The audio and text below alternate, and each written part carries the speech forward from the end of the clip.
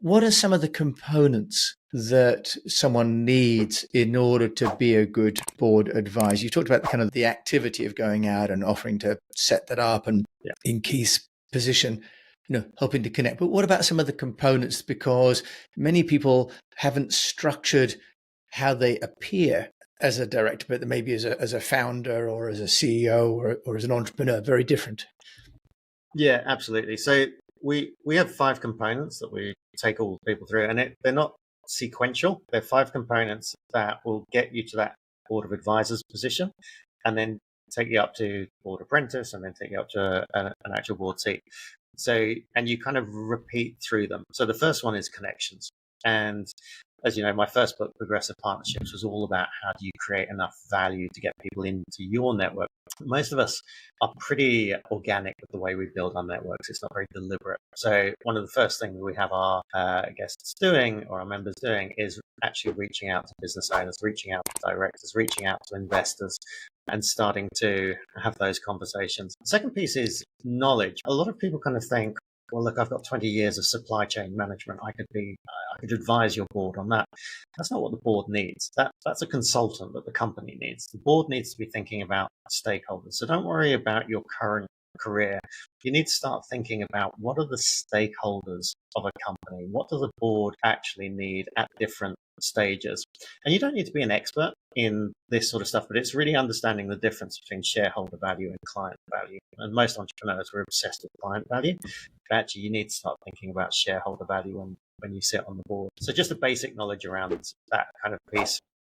The third one is profile, and exactly right.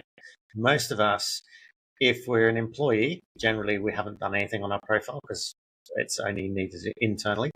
If we're an entrepreneur, we've built our profile, hopefully, around our business and how we do that. So it's not about getting rid of your profile and saying, hey, now I want to be a board director. It's about taking what you've got and looking at the intersection of how you can start to add value to boards. And that's why getting your first board advisory position is so important, because it completely changes you from Sarah, the IT professional, to Sarah, the IT professional and board member. And that's a very big jump. And look, we advise all of our members to do podcasts because it's a great way for them to build their profile. People sit and listen to you and what you're doing, how you can add value.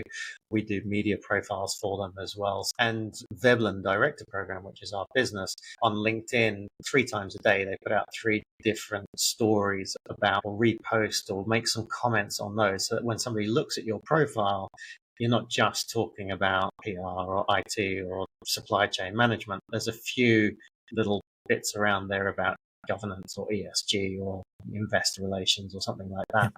So make it as easy as possible. So those are the first 3, and those 3 are really about how you get the board seats. As you discover in the book, it's actually relatively easy to go out and get those first board seats.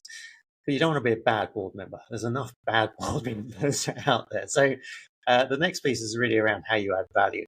And like I said, most people don't understand it's not about them. It's really about understanding what the needs of the business are and creating value there. And I give the example. So a lot of people think, okay, the definition of a good board member, they've got 30 years PLC experience, they've got all the certificates, they know the legals and all that sort of stuff. And the example I give in the book is, imagine if you're a startup and you're looking for investing and you find an investor, and the investor says, I'll write you a check for 10 million, but I want to put someone on the board to look after my interests. So, yeah, absolutely, of course. And you go into that first board meeting and there's a 10-year-old girl sitting on an iPad at the end of the room.